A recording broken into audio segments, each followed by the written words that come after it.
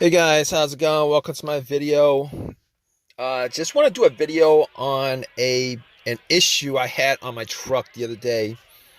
Had this no had this crank but no start issue. So basically, the truck drove fine all day. There was no check engine light. Haven't had an issue with the truck in a long while. Well, relatively long while. I did get the alternator changed out, I would say about 6 months ago. But aside from that, really didn't have any issues with the truck. Drove it for most of the day, doing stuff here and there, and basically went to a Burger King and and pretty much just got something to eat. Went inside, got something to eat, came out, and couldn't get it to crank over. All right, so it would crank, but it wouldn't crank over. All right, because I was hearing I'm making those noises, but um, it would crank up. It wouldn't crank over. Wasn't able to get it cranked over, and I try to, start up at least 20 times. And basically, the first thought that came to my mind was maybe it was the battery. Now, I had the battery changed up about a month ago. Got a brand new battery, one of those value batteries from Walmart. I know a lot of people have something to say about it, but I've had those before and they lasted me pretty good. They lasted me as long as any other battery has lasted me. But I thought maybe I had a bad battery. So, but here's the thing. The cranks were very, very strong. It wasn't like it was a weak crank. Now, if it was a weak crank, I would have known probably 100% it was some kind of battery issue, charging issue, etc., etc. One of those things. But regardless, I had to troubleshoot this, so I the turned the lights on, my headlights, turned the headlights on. If you guys are on this issue, you guys have this problem where you're trying to figure out whether it's a battery or not. One of those things that you could do is you guys can turn the headlights on and see how bright they are. Now, it's not 100%. It's not one of those things that could give you 100% good, 100% reading on your battery, on how good your battery is. But it could kind of give you an estimate of where your battery is. I turned the lights on. They were very, very bright. All right. So I was pretty sure it wasn't a battery.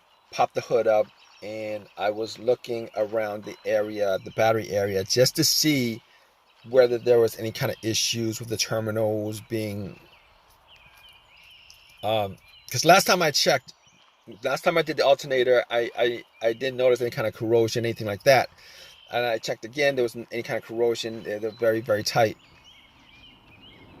Now, I want to figure out 100% what that it's not the battery, because it's probably one of those easier things that you guys can deduce. If it is the battery, you guys could, I could go and get a battery, get a Uber, get a battery or whatever, and pop it in. So I have a booster, battery booster that I got from Walmart, and I put it on just to make sure, and sure enough, it cranked. And it cranked. It cranked like before. There was no difference. It cranked like before. There was no difference. So at that point, I ruled out the battery. Now, if you guys didn't know, what else to look for, and you guys are going down the list, okay, the alternator can be ruled out, because the alternator can be ruled out. All right, the car's got to start up first. Okay, the fact that it cranks means that the alternator was charging, that the battery had a good charge, etc., etc. Okay, the alternator can be ruled out, the battery can be ruled out. You guys should actually just rule out, corrosion, the terminals being tight or loose. That's ruled out. And I'm looking at the negative line just to see whether there was any kind of corrosion on a negative line. because the negative line is the main ground wire that goes to the frame. All right, you want to just trace the negative terminal and then trace that line to the frame, because most of the time it's connected to the frame, either on the side where the side frame, to the side of the battery. Sometimes a lot of Nissans, it's under the car. Depends. I believe some Nissans are under the battery. Some Fords are under the battery, but it kind of depends on your car. All right, but with this truck, I traced it, and the ground wire looked good. All right, sometimes a bad ground, a weak ground can cause this kind of issue, but most of the time, if it is a weak ground that was causing this issue, you would actually hear a slow crank and not a strong crank. So if you guys are hearing a strong crank, chances are it's none of those things that I mentioned. Okay, so basically, at that point, I could rule out the starter too.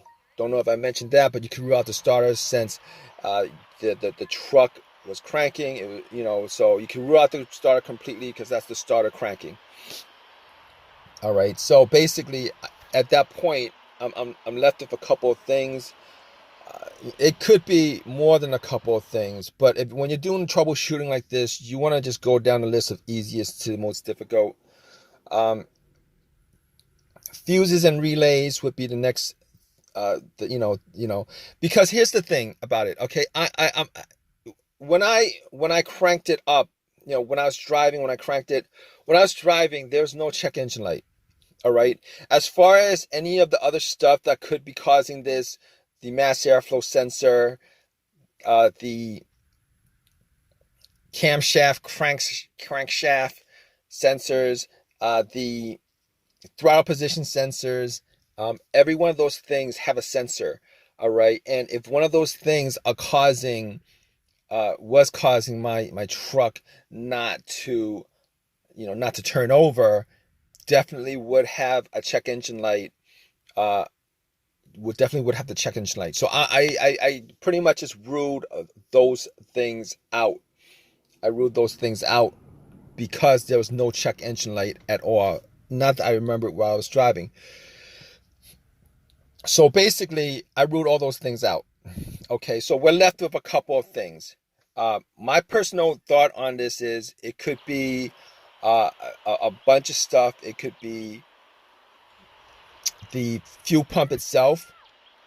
It could be something as simple as a fuse or a relay, or any of those things. So as far as me troubleshooting this whole entire thing with a crank and a no start, a crank and a no turnover, I was looking at the fuses to see whether any of them were blown, and none of the fuses were blown. All right, but previous to this, what I was doing was I was trying to turn the truck to the on position and trying to listen to see where I could hear the fuel pump priming. Okay, basically the fuel pump priming pretty much means that before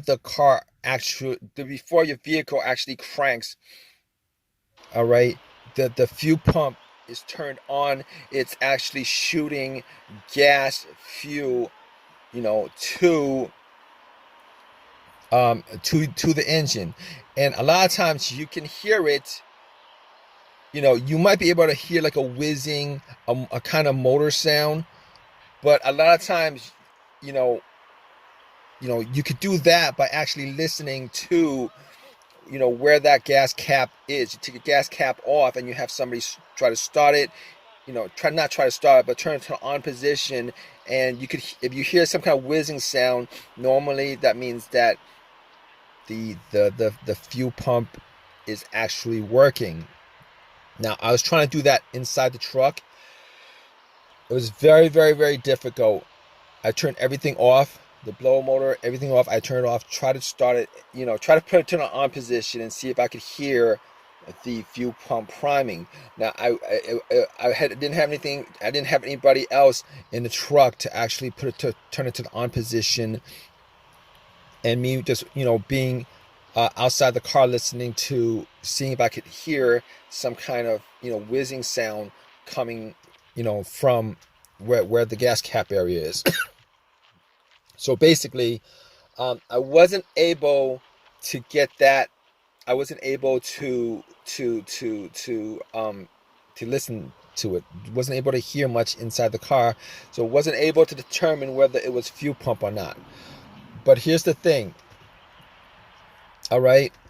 So basically, I'm out. I'm looking at all the fuses. I do have one of these simple OBD2s. I do have one of these simple OBD2 readers that I got from Walmart for like $20, and I plugged it in. Now, here's the thing about it. It could be, the car's computer not able to connect to the car for whatever reason. It could be a blown fuse or whatever, could cause one of these cranks but no start situation. All right. So basically, I plugged it in, and it went through everything. It read through everything. It scanned through everything. Came back with all the data. There was no check engine light. There was no auto monitors were clear. All the sensors were cleared. So I know for a fact at that point that it wasn't